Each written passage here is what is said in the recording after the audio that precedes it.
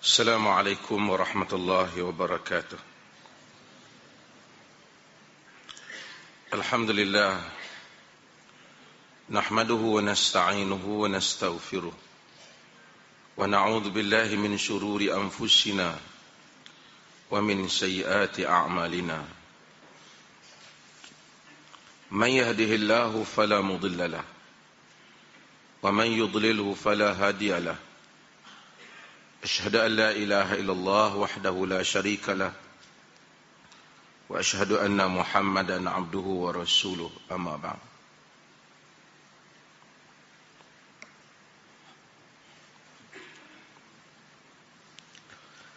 Hadirin dan hadirat yang dirahmati Allah Subhanahu wa taala.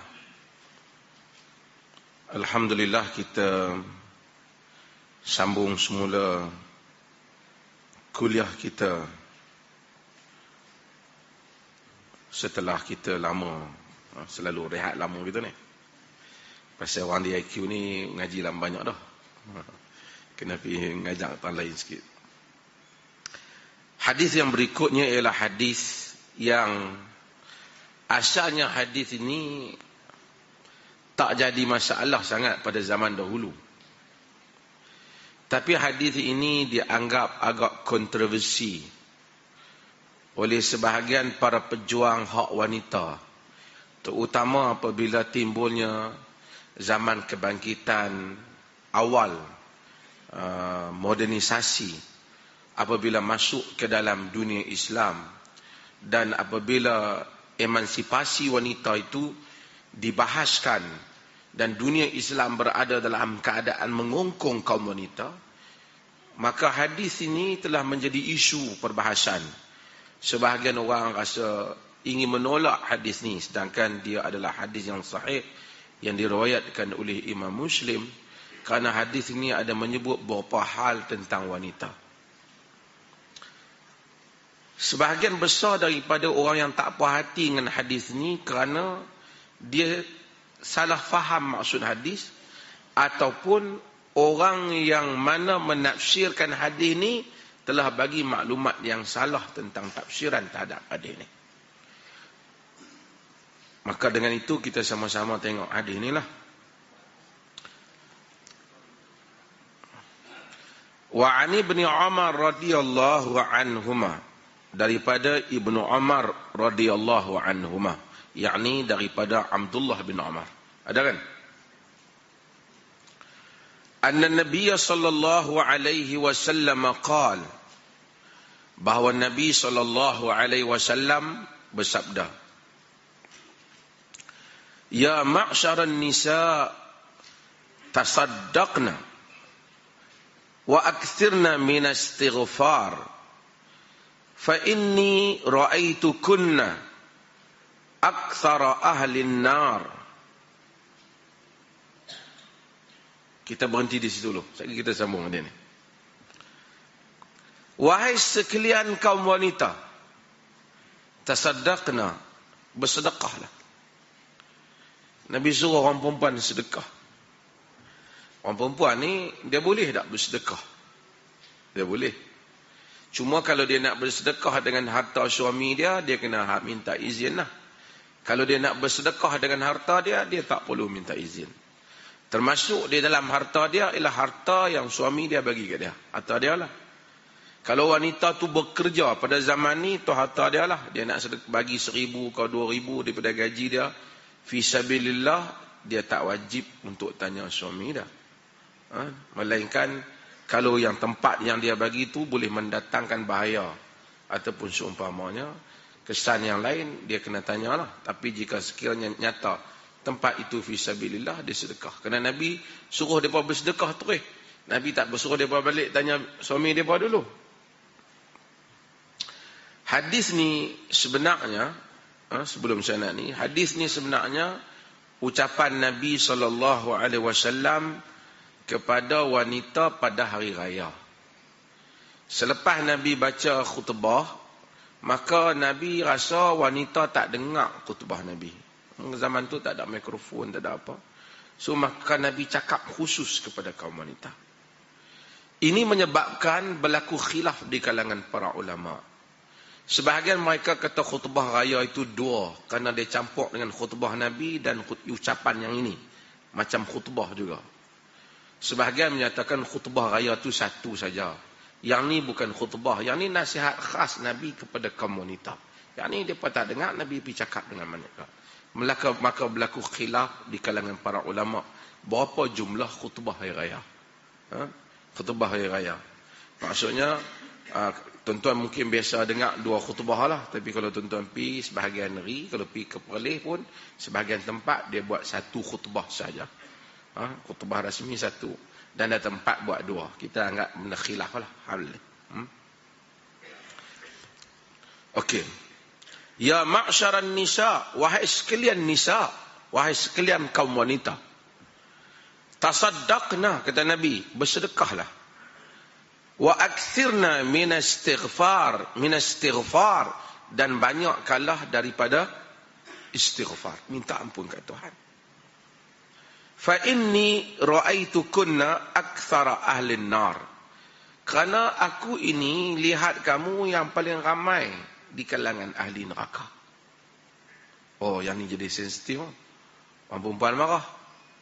Orang perempuan setengah kata tak boleh. Yang banyak ahli neraka lelaki. Dia salah satu lah kena banyak. Kalau perempuan tak banyak, lelaki banyak. Jadi perkataan wanita ni banyak dalam neraka ni telah menimbulkan satu rasa tak puas hati di kalangan sebahagian kelompok yang mana memperjuangkan hak wanita. Sebab tu hadis ni dia timbul isu pada zaman-zaman kemudian, terutama pada zaman emansipasi wanita. Islam membebaskan wanita sebenarnya. Tapi sehingga di kalangan para muslihin ataupun para golongan yang melakukan reformis Islam pun terpaksa memperkatakan tentang hadis ni. Kerana dibimbangi, kerana tuduhan barat bahawasanya Islam adalah agama yang melakukan diskriminasi terhadap wanita. Jadi dia orang kata hadis ni bukti di mana Islam telah menjadikan wanita berada pada tempat yang ke belakang dibandingkan lelaki. Kita kena tafsir hadis ni. Yang pertama salah satulah kalau kita kata wanita dia sama ada lelaki yang paling ramai ataupun perempuan paling ramai. Kalau lelaki paling ramai, kalau dalam dunia ni lelaki banyak atau wanita banyak, boleh jadi juga wanita akan jadi ramai disebabkan jumlah wanita dalam dunia ni banyak. Itu pun satu sebab. Satu sebab lagi, adakah wanita ramai, wanita dalam neraka tu ramai hanya dikira di kalangan wanita Islam ataupun dikira pada wanita keseluruhannya lah. Jangan kita fikir dalam satu kampung ni mestilah orang lelaki masuk syurga banyak, orang perempuan masuk syurga sikit. Dia tak kira kampung, dia kira penciptaan manusia daripada awal sampai akhir. Berikutnya adalah persoalan, adakah telah ditetapkan secara fitrah bahawasanya wanita ini memang tujunya ke arah neraka? Tak. Sebab Nabi tak kata macam tu. Nabi kata diskrit jumlah saja. Tapi Nabi kata ada tak jalan penyelamat? Ada. Jalan penyelamat dia apa? Sedekah dan istighfar. Maksudnya bukan ditetapkan bagi setiap wanita tu ke arah neraka. Artinya siapa yang bersedekah, siapa yang beristighfar, dia tidak termasuk di dalam apa yang Nabi tengok. Dalam riwayat Bukhari yang lain, dia katakan yang Nabi tengok ini ialah Nabi tengok semasa peristiwa Mi'raj. Yang ini Nabi tengok semasa dibentangkan kepada Nabi sallallahu alaihi wasallam tentang keadaan neraka. Sekali lagi orang akan tanya, kiamat tak berlaku lagi macam mana? Dah nampak dah siapa duduk dalam neraka? Kita dah jawab dah dulu. Soal masa depan, ke belakang, Allah Tuhan yang menguasai masa. Dia boleh ambil kita lah, dia pergi letak di masa depan. Dia boleh ambil kita lah, dia pergi letak di masa belakang. Hak tu yang orang putih duk fikir, pergi kepada future, balik kepada masa yang lepas. Semuanya bisa berlaku, boleh berlaku dengan izin Allah Azza wa Jalla. Dia boleh mencepatkan masa, dia bawa kita pergi ke masa depan, ataupun dia bawa kita pada masa belakang. Faqalat imra'atun minhun jazlah. Ada satu orang perempuan di kalangan mereka ni yang cerdik lah. Orang perempuan ni tak semesti. Kita pun dalam kelas orang lelaki ramai-ramai, ada yang pandai, ada juga yang kurang pandai. Tapi kalau ramai-ramai orang ni, manusia pandai ke ramai, manusia bodoh ke banyak?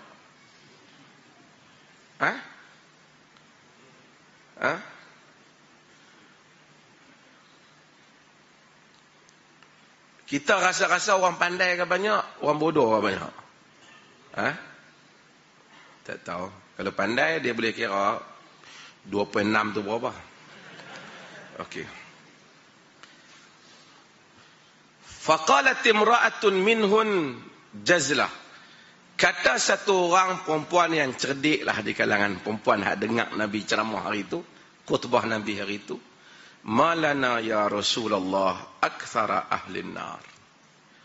Hak cerdik ni tanya, wahai Rasulullah, pasal apalah yang kami ni jadi banyak ahli neraka? Menunjukkan apa? Menunjukkan ada kebebasan wanita nak tanya pada zaman Nabi. Dan menunjukkan juga apa? Menunjukkan tabiat setengah orang dalam majlis ceramah, orang perempuan guna mikrofon, orang lelaki guna mikrofon, perempuan tulis. Adalah bukan daripada tradisi Islam. Sebab dia kata perempuan suara aurat. Tak, wanita ni tanya terus Nabi, bukan dia duduk tulis bagi kat Nabi. Dia tanya Nabi SAW. Dan Nabi pun buat ceramah khusus untuk mereka.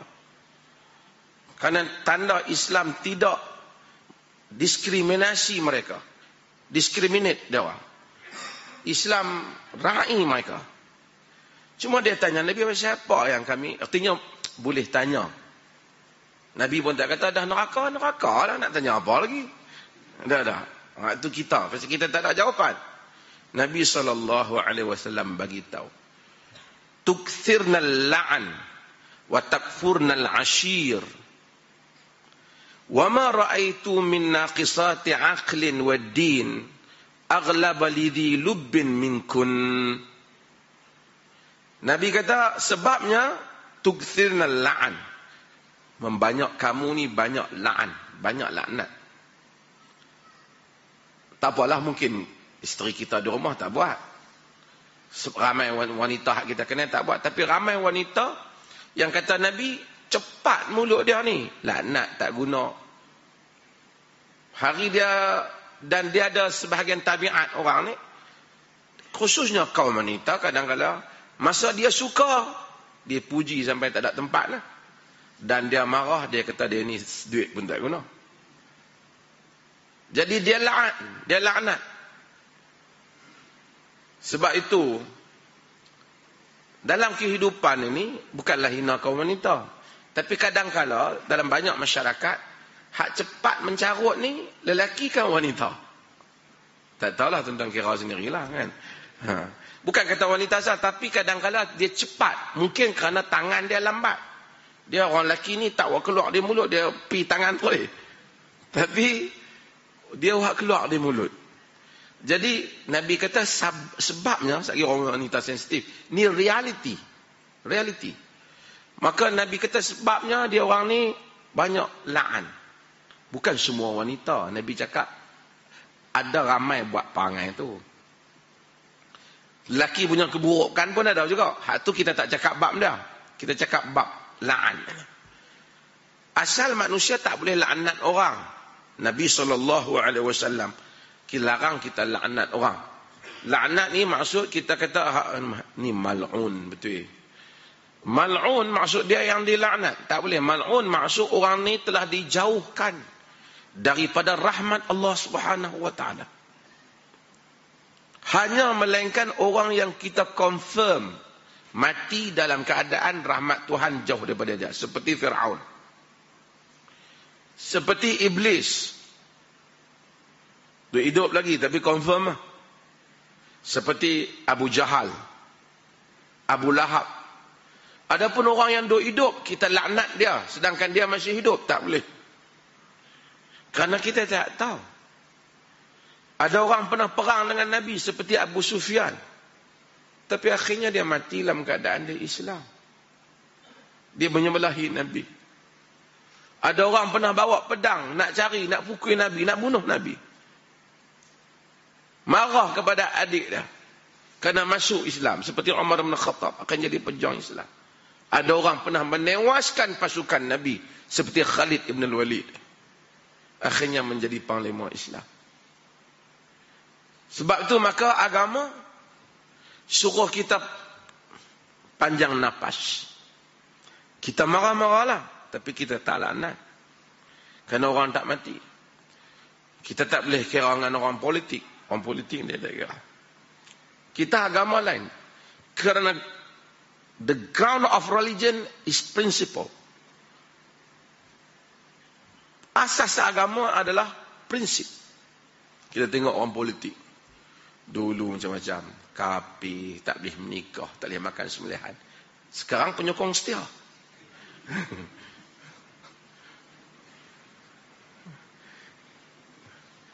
Jadi kita tak boleh nak kira. Dulu dia yang buat demo. Semua dalil boleh. Hari ini dia kata tak boleh. Ini menggugat keselamatan negara. Tapi agama stand firm dengan nas. Sebab itu maka kita tak boleh laknat. Nabi larang. Nabi kata sebab orang perempuan ni tuksrinal la'an, banyak la'an. Wa takfurnal ashir, dan kamu ni mengkufuri suami. Kufur ni maksud mengingkari, bantah suami ni, bukan tak ikut cakap suami. Maksud bila dia berkelahi, dia apa jasa suami pun dia semua jadi tak elok di sisi dia. Dia kata tak elok semua. Saya tak dapat manfaat apa menikah dengan dia. Contoh. Bukan kata tak ada suami yang tak elok, ada suami yang tak elok. Banyak juga hadis sebut. Tapi dalam konteks ini, maka ramai, mungkin isteri kita ada, isteri muslimat yang baik, mereka tak buat. Tapi Nabi bercakap dalam konteks kaum wanita secara umum.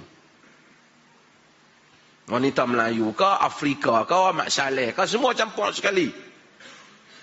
Ada kecenderungan mereka ni suka kalau dah marah kat suami, tak ada dah jasa suami ni, tak ingat dah, habis dah.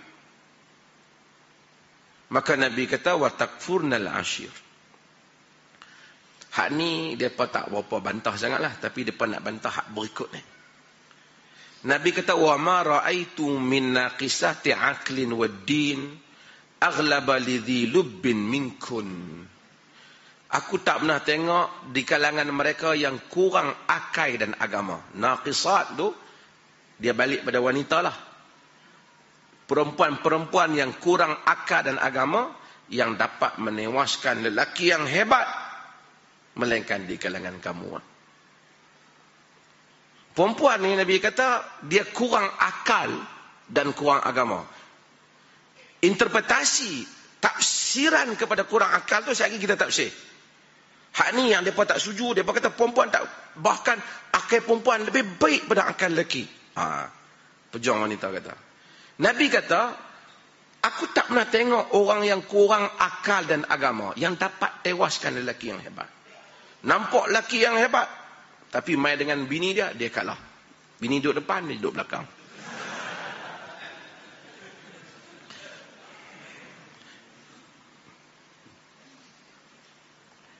Sebab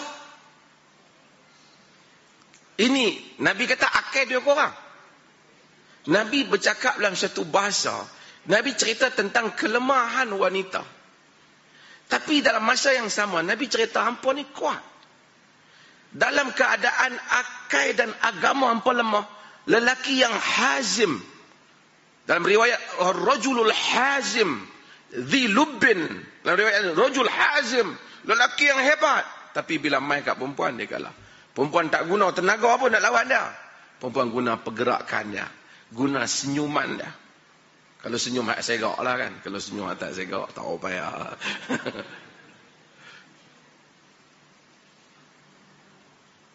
Dia guna bahasa dia.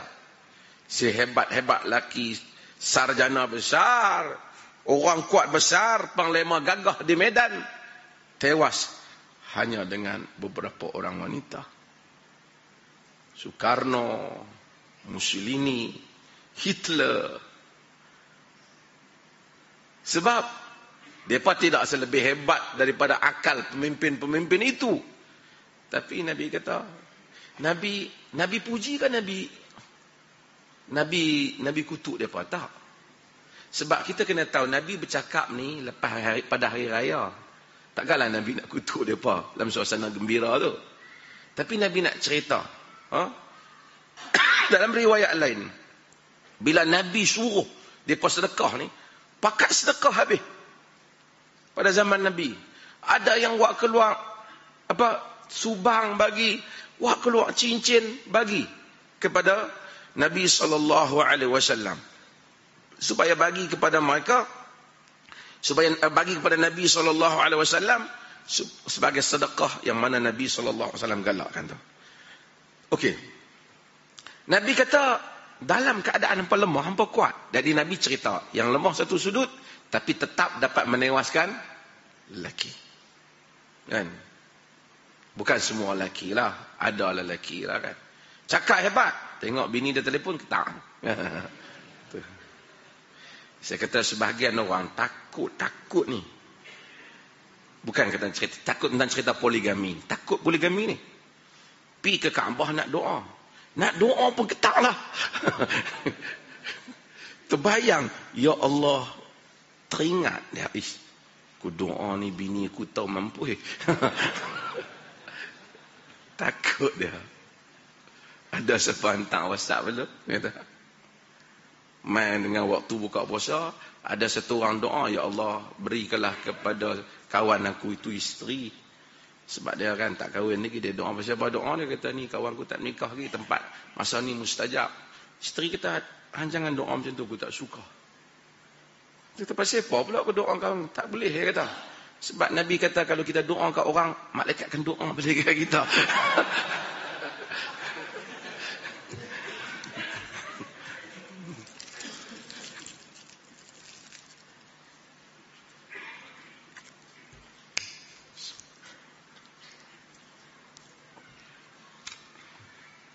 Baru ni saya ceritakan, ada satu hamba Allah kawan. Dia, orang tanya saya, dia kata sebesar kalau kita masuk syurga, isteri kita dalam dunia ikut kita sekali ya masuk kita. Saya tak dan jawab, dia pergi jawab. Dia kata janganlah, jangan sudah dia tak cukup dia tak. Cemui dah orang lain nanti tu bagi saya jawab. Dia kata jangan buat macam tu. Dia kata kat kawan tu, jangan buat macam tu. Dia kata dia bukan saya tanya kata jangan buat macam tu, cukup lah. Cemui lah. Dia tak tahu bini dia pun cemui lah.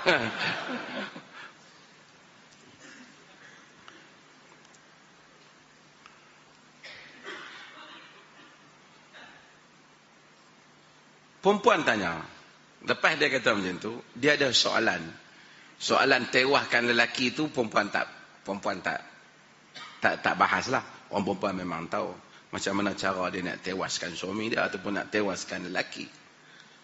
Tapi dia orang muskil apabila Nabi kata korang akal dan agama. Jadi orang perempuan ni sensitif. Pada zaman tu dia orang sensitif lah. Itu orang kata pada zaman dulu. Bayangkan dahulu, wanita ni dia dialog dengan Nabi ni. Nabi duk tanya, sebut cakap dia dialog dengan Nabi. Dia kata wama nuqsanul aqli wad din. Ya Rasulullah, wama nuqsanul aqli wad din. Wahai Rasulullah, apa yang kata kurang agama dan akal ni? Yang dikatakan kurang akal dan agama ni.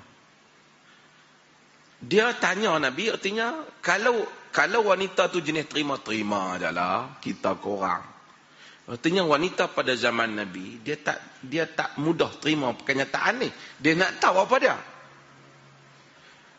Ini suatu nilai menunjukkan kehebatan dakwah Islam di dalam satu masyarakat Arab, Quraisy, Mekah, Madinah, yang salah satu daripada culture buruk mereka, budaya buruk mereka, ialah bunuh anak-anak perempuan.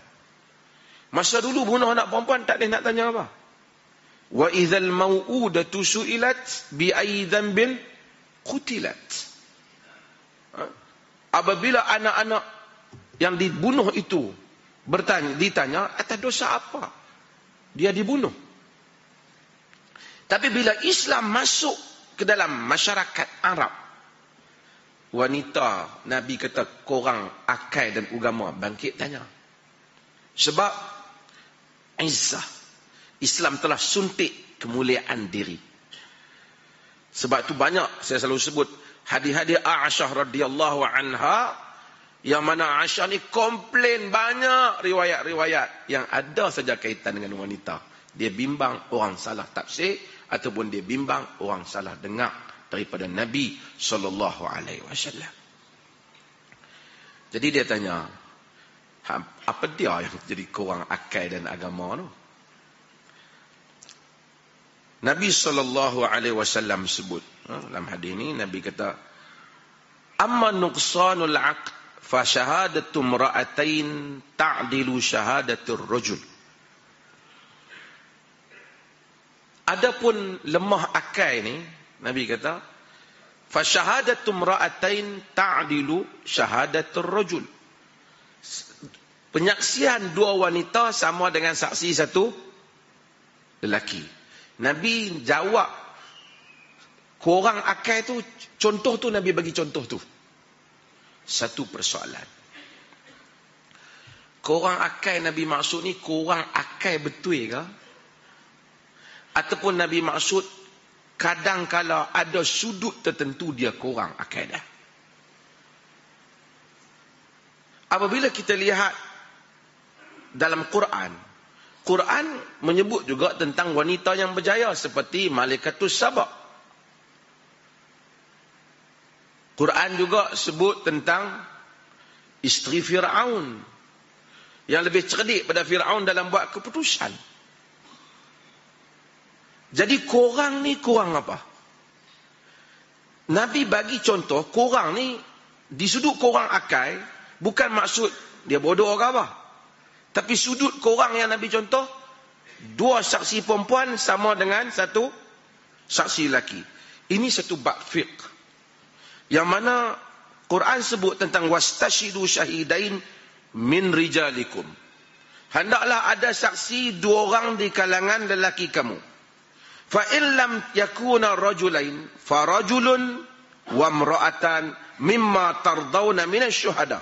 Jika tidak ada dua orang lelaki, satu lelaki dan dua perempuan, yang mana dari kalangan saksi-saksi yang kamu setujui. Antadilla ihdahuma fatudzakkira ihdahuma al-ukhra.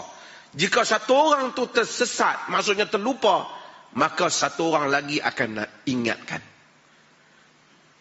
Quran cakap tentang perempuan ni lah. Pasal apa perempuan kena dua? Sebab kalau dia terlupa, hak kawan perempuan dia satu lagi peringat. Yang ni Quran kata. Ayat ni jadi satu perbahasan panjang di kalangan para sarjana. Orang perempuan ni tak boleh jadi saksi lambat Allah.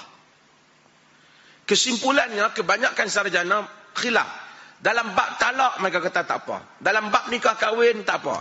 Dalam bab yang mereka saja ada experience, sah saksi mereka. Tentang haid, tentang apa, tentang bersalin, tentang beranak, pinak ni, mereka tak ada masalah.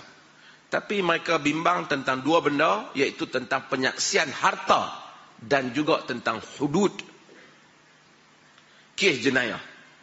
Kerana orang perempuan ni mungkin dia cerdik, tapi mungkin semangat dia tak sekuat lelaki. Apabila orang challenge dia, nanti dia tergugat. Maka kalau dia dua orang, kuat sikit.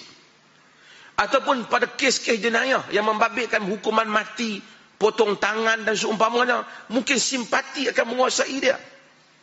Ataupun seumpamanya.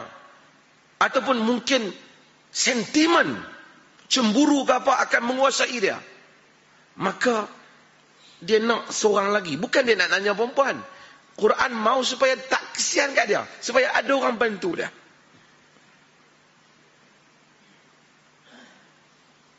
Jadi, itu maksud dia. Cumanya sarjana, para sarjana, khususnya Syekhul Islam Ibn Taymiyah rahimahullah dan juga demikian Al-Imam Ibn Qayyim Al-Jawziyah. Bahas kalau macam mana kalau perempuan tu dalam satu culture yang dia pakar. Tadi kata dalam masalah harta. Tapi kita dalam sebuah negara Malaysia, Gubernur Bank negara, satu orang, perempuan.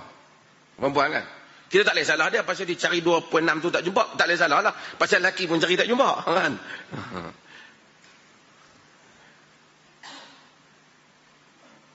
Artinya dalam satu culture, yang mana orang perempuan menguasai bidang itu, kata Ibn Taymiyah, apa saja. Kalau satu masyarakat, orang perempuan memang pandai dalam bidang tu. Tengok bidang. Maka saksi satu orang perempuan sama dengan satu lelaki.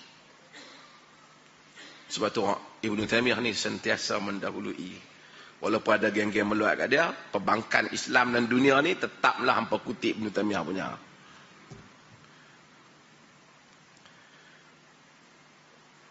Ibn Taymiyah kata bahawasanya, tengok, walaupun Ibn Taymiyah tu salafi, tapi dia tidak jumuk, tidak literal dengan ayat. Apabila sampai kepada benda yang membabitkan tentang maqasid syarak, tujuan syarak. Kata Ibn Taymiyah, kalau benda tu memang kepakaran dia, ataupun she's the only one yang jadi witness dalam kes itu, yang mana dia berhubung langsung, yang dia tak lupa. Umpamanya orang serang diri dia, atau umpamanya kejadian orang serang kawan sebelah dia, dia saja saksi, seorang saja saksi. Umpamanya kejadian tu, kita boleh kata perempuan seorang tak boleh pakai, saksi dia ambil kira. Kerana kata Ibn Taymiyah, biasanya kejadian seperti itu orang tak lupa. Kerana tujuan Quran suruh ada couple ni, suruh ada dua pasangan ni, suruh ada kawan, teman ni, supaya kawan ni mengingatkan dia. Maka kita nak kena tengok dalam konteks apa. Dalam konteks biasa, dia nak pergi jadi saksi umpamanya hukuman potong tangan. Elok. Bagi dua lah. Takut dia jadi sentimen lah apa ke. Bukan nak merendahkan dia. Islam tak suka nak heret wanita dalam kes-kes yang ngeri seperti itu. Sebab walaupun perempuan cerdik, tapi dia tetap ada peranan emosi dia lebih dari lelaki. Betul tak? Perempuan kena akui.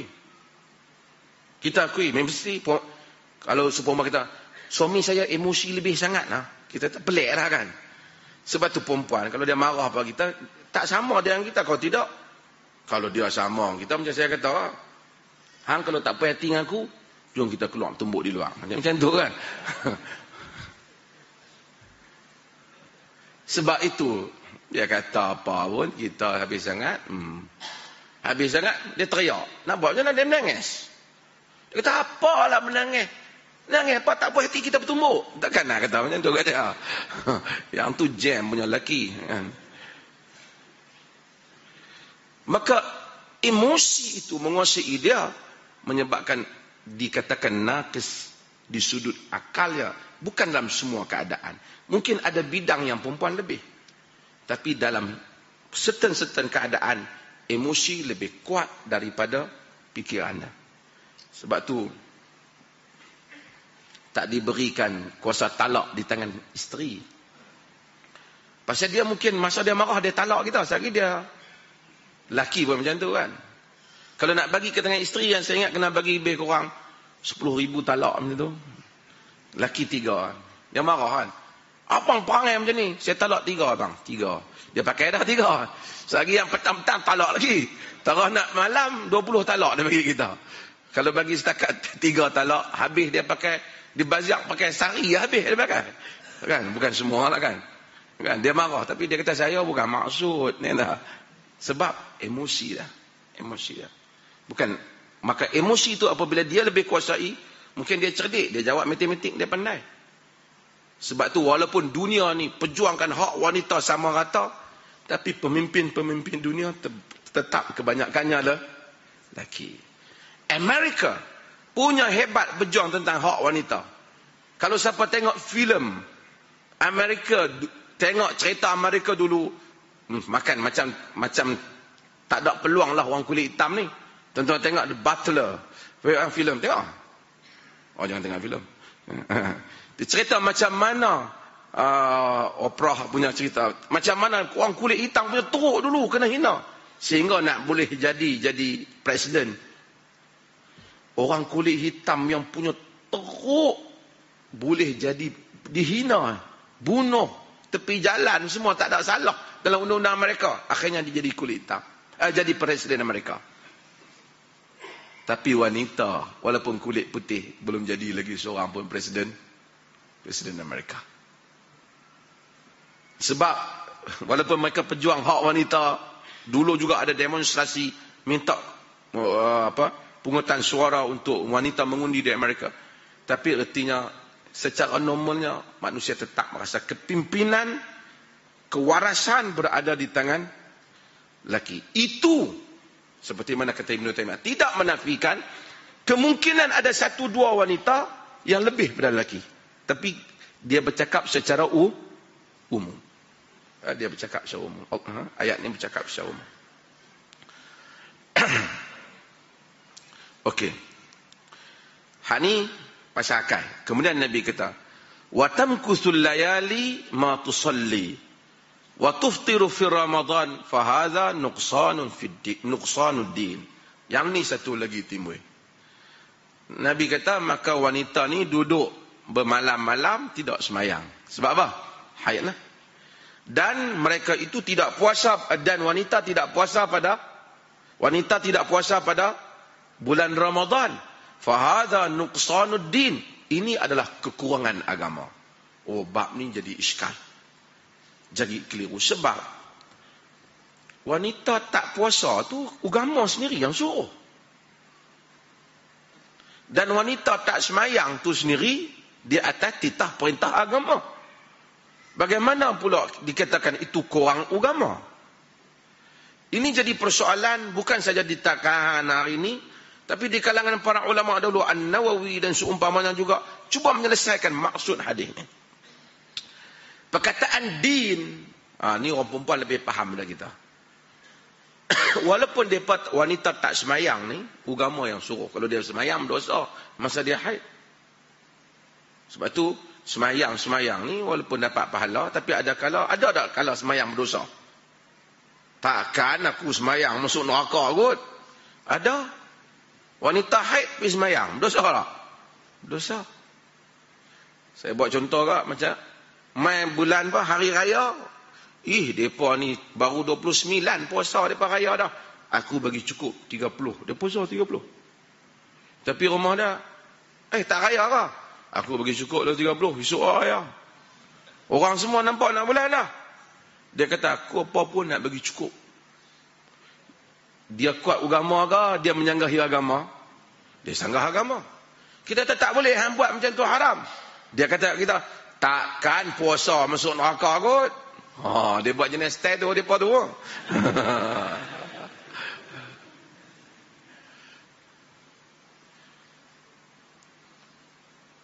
Puasa boleh masuk neraka bukan kerana puasa, tapi sebab kerana mukhalafah, kerana menyanggahi Rasulullah sallallahu alaihi wasallam. Sanggah arahan orang haid pergi sembahyang. Salah. Salah. Okey. Hadirin dan hadirat yang dirahmati Allah. Orang perempuan lebih faham keadaan ini. Walaupun mereka tak puasa, mereka tak sembahyang, itu dengan titah perintah Tuhan. Tapi masa keadaan mereka tak sembahyang, dibandingkan dengan keadaan kita yang sembahyang, di sudut perasaan rasa dekat dengan Tuhan, siapa? Tentu yang salat. Tentu yang salat.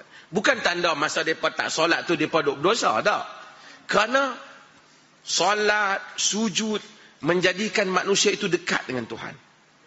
Jadi Nabi bukan cakap soal kurang agama tu maksud kurang khusyuk.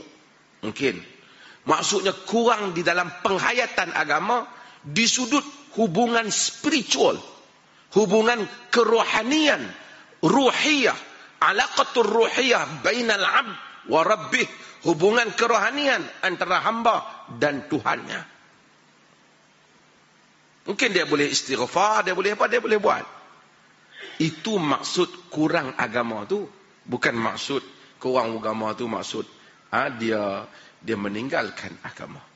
Jadi ini kesimpulan kepada keseluruhan makna hadis yang Nabi SAW sebut, yang diriwayatkan oleh Imam Muslim di dalam sahihnya. Wallahu ta'ala alam. Kita buka pada soal jawab.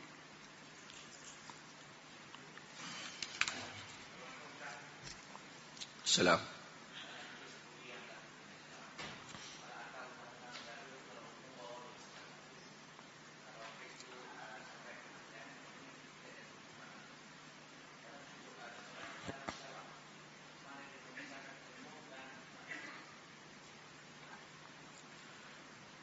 Dalam kehidupan ini ada dua.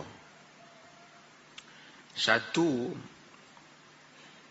kesalahan kita di sisi mahkamah.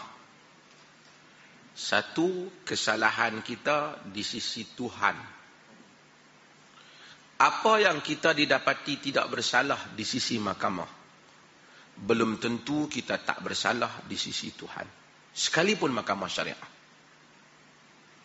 Umpamanya, satu orang, la samahallah, dia berzina.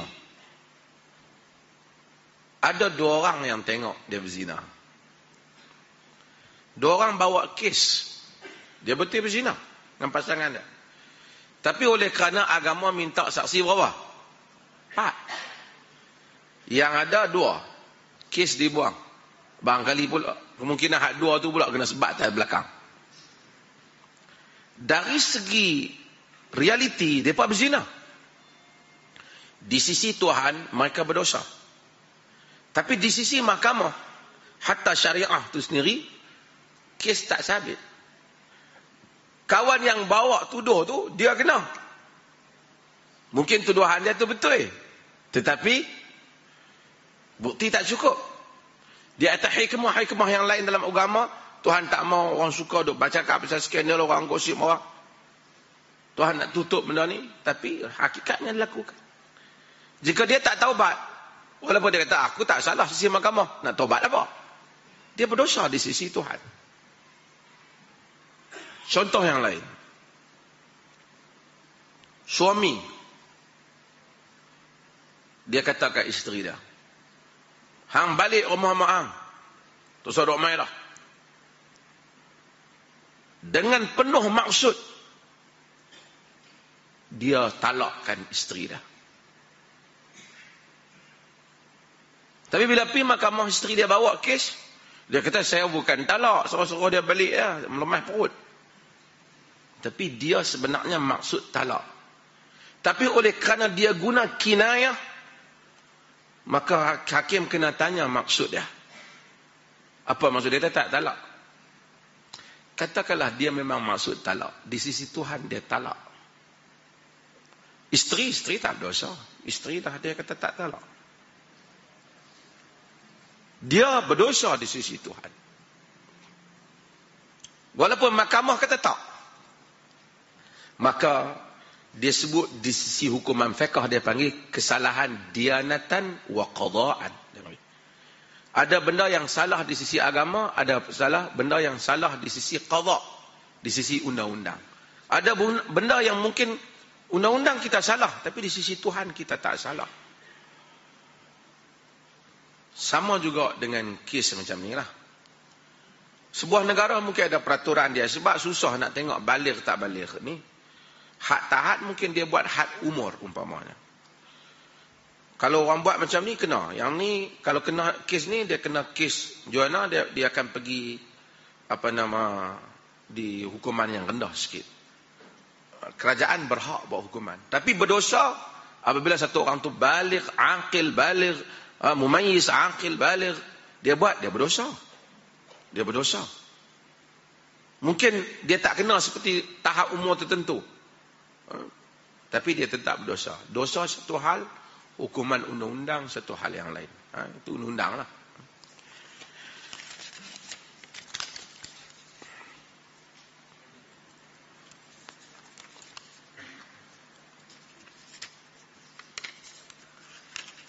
Ada siapa soalan?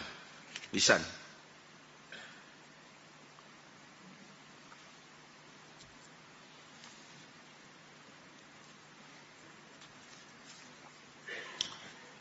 Apakah hukum menggunakan spray yang dibekalkan oleh tabung haji untuk mengambil wuduk ketika dalam kapal terbang dan terkentut ketika tawaf? Boleh pohon pencerahan. Jika sekiranya dia spray itu sehingga air tu mengalir lah. Dia spray merata, bukan setakat lembab. Kalau spray keluar lembab antara basah dengan kering, tidak dinamakan basuh. Karena istilahnya faghsilu wujuhakum wa aydiyakum ilal marafiq wamsahu bi ru'usikum wa arjulakum. Basuh. Pasal basuh muka kamu dan tangan kamu sampai pergelangan, sampai tang kepala. Dia kata dan sapu. Sapu maksudnya tangan kita basah, kita sapulah. Tapi kalau kita ambil air, tangan kita basah, kita sapu muka, yang tu tak panggil basuh. Tapi kalau kita spray sehingga air meratai muka, maka dinamakan dengan basuh lah. Sehingga air itu mengalir di muka, maka dinamakan basuh. Tengok macam mana cara kita gunakan dia.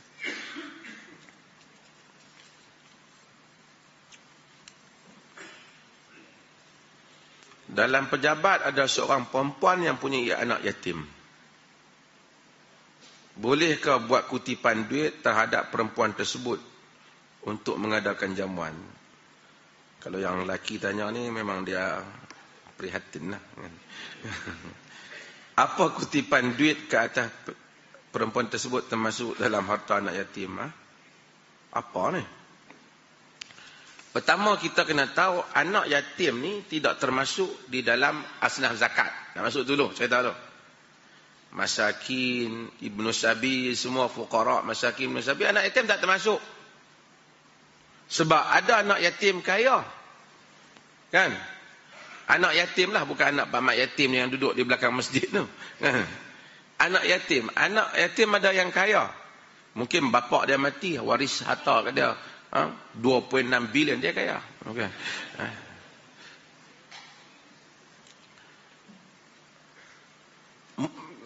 Tak semesti anak yatim miskin. Tapi kalau anak yatim tu miskin, dia termasuk dalam kategori sebagai orang miskin. Cuma oleh kerana dia anak yatim, dia ada satu benda kat dia. Dia kurang kasih sayang, dia hilang kasih sayang. Maka kita disuruh untuk lutf, untuk buat lunak dengan anak yatim, tunjuk kasih dan simpati kepada dia. Saya tak tahulah anak yatim ni kategori mana. Kalau dia tu miskin, bolehlah ni kepada.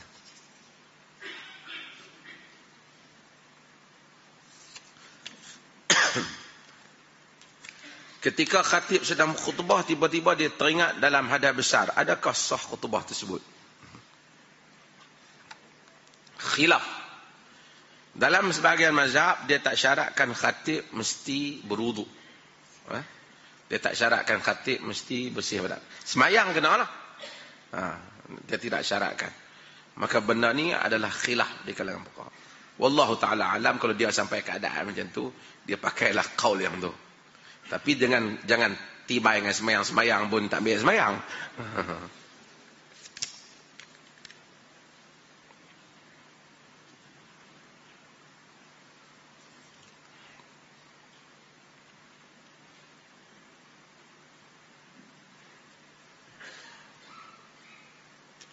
Seorang suami telah berkata pada isterinya, sekiranya awak berhubung dengan lelaki bukan mahram tanpa izinnya, sama ada melalui percakapan atau SMS, maka jatuh talak.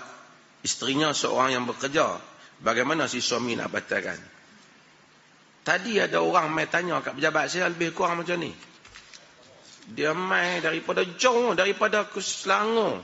Dia datang kes tak Palih negeri kecil, tapi tiap hari orang merata daripada seluruh Malaysia ni mai nak pergi selesai kes di situ. Sebenarnya bukan boleh. Sabah lah, Sarawak lah, marilah, Johor lah, main minta kita selesai. Dia wilayah yang lain-lain kan. Tapi saya kata tunggu saatlah pada semasa saya jadi Perdana Menteri ni. Boleh lah.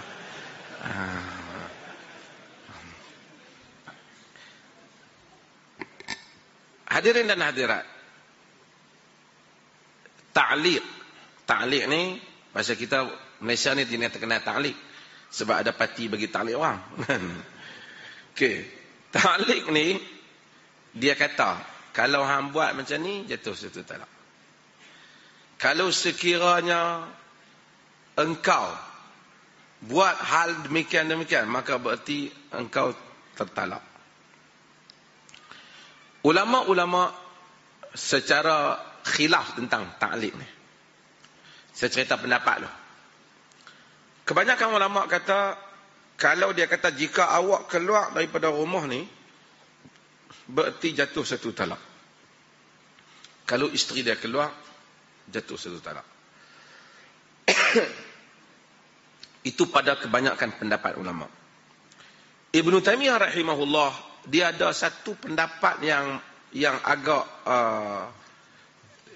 tersendiri. Bukan tersendiri, ada orang sokong pendapatnya. Dia berpendapat, dia kata talak ni nak kena tengok niat.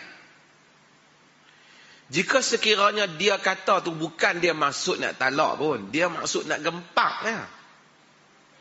Nak bagi takut, maka dia kata talak tak jatuh. Tapi kalau dia memang maksud nak talak, talak jatuh. Itu kata Ibn Taimiyah. Macamlah satu orang dia azam, jika sekiranya aku lompat parti, Allah, contoh terang kan, maka tertalak isteri aku dengan 3 talak. 3 talak tu ini melampau lah kan. Sebab tu kalau dia duduk di Perlis, 3 talak jatuh 1 je lah kan. Tapi tak apalah, kata dia duduk di negeri yang jatuh 3. Maka nak tengok, dia kata tu kerana di depan kawan dia tu, kerana memang dia bermaksud nak talak bini dia. Dalam erti kata lain, kalau sekiranya aku buat benda tu, aku pun malu dah nak hidup dengan isteri aku, aku pun memang nak talak dah. Dia boleh jadi dia maksud macam tu. Kalau itu maksud dia, kata Ibn Taimiyah, maka tertalak isteri dah. Tapi kalau dia kata tu sekadar nak azam pada diri dia saja, dalam erti kata kerana aku ni tak mau talak bini ni, sebab tu aku kata benda ni, takut aku pi buat benda ni, kerana dia tahu talak tu benda yang dia tak mau, dia kata benda ni supaya nak disiplinkan dirinya. Kata Ibn Taimiyah, talak tak jatuh. Ini pendapat Syekhul Islam Ibn Taimiyah, dan disebut pendapat ni dalam Fatwa Al-Kubra. Okey, balik kepada jumhur pendapat. Bagi banyak mazhab tak apa, pasal benda ni tak ada nas jelas. Bila kes talak itu parti, ramailah telefon saya tanya kan, orang buat parti boleh kata? Boleh tak apa. Siapa yang kuat tu minta maaf lah. Orang buat parti politik untuk mendamaikan negara dan masyarakat dan keluarga. Kita buat parti bagi cerai bini, mana boleh? Tak betul ya. Orang buat parti tu untuk mengukuhkan institusi dalam Islam. Kita nak pergi buat parti, pergi pecah apa? Kaum keluarga. Sebab tu Imam Malik marah pada khalifah zaman dia buat bai'ah. Siapa yang rongkaikan bai'ah, tertalak bini. Imam Malik kata tak tertalak. Dia pukul Imam Malik pada zaman tu. Buat dah, ada orang try dah zaman tu. Kerana terpaksa, kata Imam Malik. Okey. Katakanlah orang ni kata, abang dia kata, saya nak pergi juga ni. Pergi apa tu? Biasanya orang perempuan pergi mana? Katakanlah ada shopping mana kah, dia nak pergi. Saya nak pergi tak? Dia tu sorok pergi berapa kali. Tu dia nak pergi rumah, ada kempen parti mana mai kah. Dia kata, saya nak pergi tak? Jangan pergi. Saya nak pergi tak? Abang tak bagi pun malam ni nak pergi tak? Aku kata jangan pergi. Nak pergi tak? Kita nak ingin. Suami dia nak ingin. Dia kata kalau hang keluar dari rumah ni, hang jatuh satu talak. dia memang maksudkan talak. Tapi walaupun dia maksudkan talak, kita nak kena tengok. Dia maksudkan bini dia tak boleh keluar rumah ke? Lepas tu tiba-tiba, tengah-tengah macam tu, hujan turun. Bini dia nak keluar, dia ambil baju. Allah abang, talak satu jatuh. Abang kata tadi tak boleh keluar. Dia maksud keluar tu, keluar pi tempat tu ke, keluar daripada rumah saja. Bila dia kata, kalau hang keluar pada rumah ni, apa maksud dia? Adakah dia maksud sampai bila-bila bini dia tak boleh keluar rumah? Ataupun maksud keluar tu, keluar menuju ke tempat tu. Apa maksud dia? Keluar tuju tempat tu lah. Tuan-tuan pun confused. Keluar tuju tempat tu lah. Kalau itu maksud dia, maka perempuan dia keluar tak ada apa lah. Sama lah bila dia kata, kalau hang bercakap dengan lelaki, kita maksud lelaki tu maksud apa? Dia bukan maksud semua lelaki. Kalau dia kata, abang jatuh dah satu talak. Siapa? Tadi cakap dengan pak lelaki. Pak dia lelaki. Kan? Lelaki tu bermaksud, lelaki hak dia marah tu lah. Dalam keadaan masa tu, keadaan seperti itu. Itu maksud dia. Kerana kalau tanya kita, kita kira nak kira, tak mau nak bagi jadi talak lah. Orang ni dia suka sangat kalau boleh nak bagi jadi talak. Siapa panggil umi kat mak, kat isteri dia, jatuh talak. Jadi orang Melayu dia tak ni. Anak panggil kat mak dia ummi.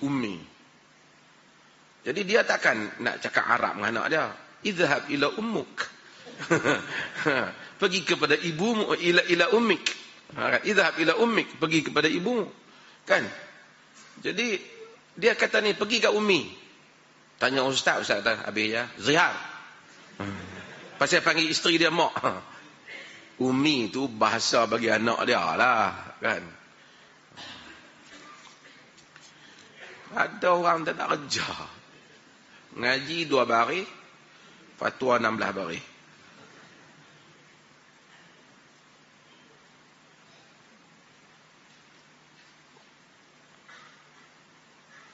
Di sekolah ada membuat kutipan derma untuk kematian waris yang beragama Hindu.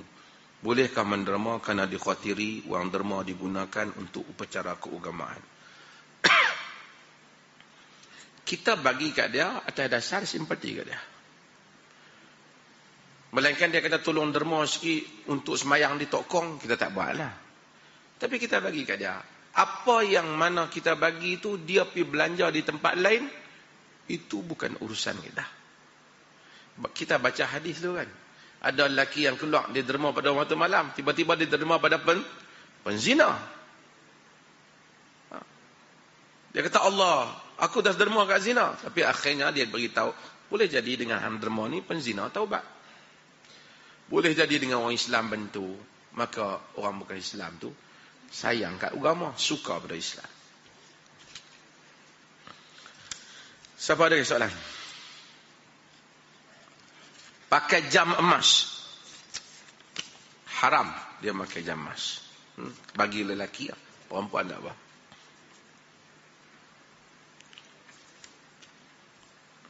Ada soalan? Ada soalan? Siapa ada soalan? Habis tak apa. Oh ni kan. Apakah hukum nikah gantung? Lepas nikah pergi gantung tengkok ke apa? Nikah gantung ni, kalau dia maksudkan akad nikah, tapi tak boleh tidur sekali, mak pak tak bagi. Mak pak tak ada hak tak bagi. Dosa. Kerana hak, suami ada hak, dan isteri pun ada hak. Tapi, kalau isteri itu tak bagi, lepas nikah, akad nikah, nak masuk mai, isteri kita tak boleh malam ni, abang tak boleh tidur. Sebab apa? Mahar tak bayar. Janji tunai. Tengok mai baru RM20 ni. Misalnya. Dia ada hak halang. Dia ada hak. Hak mahar dia ada hak untuk larang. Tapi kalau dia kata tak boleh. Siapa yang menikah dengan orang rumah ni mesti tidur di kandang kuda. Tak boleh lah. Itu tak boleh. Kerana itu hak yang tak boleh. Suatu ketika seorang telah meninggal puasa dan tidak tahu berapa hari yang ditinggalkan. Bolehkah seorang tu niat puasa Isnin Khamis qada dan yakin telah habis qada? Qada tidak dihimpunkan dengan sunat. Itu pegangan yang kita percaya. Alasannya macam kita sebutlah. Kita hutang satu orang, kita hutang kat dia 1,000. Kita mat, itu kau dah hutang kat hang 1,000 kan? Kita pun bagi dia ni RM1,000 yang aku hutang, kau bayar dia hutang, dan aku niat dalam 1,000 ni juga aku sedekah lah. Jadi aku dapat 2, pertama bayar hutang, kedua aku sedekah kat hang 1,000. Adakah kita dapat duit sedekah? Dia kata hang sedekah apa duit aku? Kan? Jadi kita tak dapat. Cuma para fuqaha bahas. Mungkin dia dapat kelebihan kerana memilih Isnin dan Khamis. Pilih hari tu. Bukan kelebihan, pilih hari. Kerana pada Isnin dan Khamis tu ada kelebihan lah. Jadi dia dapat kelebihan hari. Kerana pemilihan dia pada hari berkenaan. Jika seorang tak pasti, maka dia ambil apa yang dia agak kemungkinan besar, itulah kadar dia. Dan dia memohon keampunan kepada Allah di atas baki yang dia tidak tahu. Wassallallahu ala nabiyina Muhammad walhamdulillahi rabbil alamin. Allahumma ja'al jam'ana hadza jam'an marhuma wa tafarruqana min ba'dihi tafarruqan ma'suma wa la taj'al minna syaqiyyan wa la mahruma.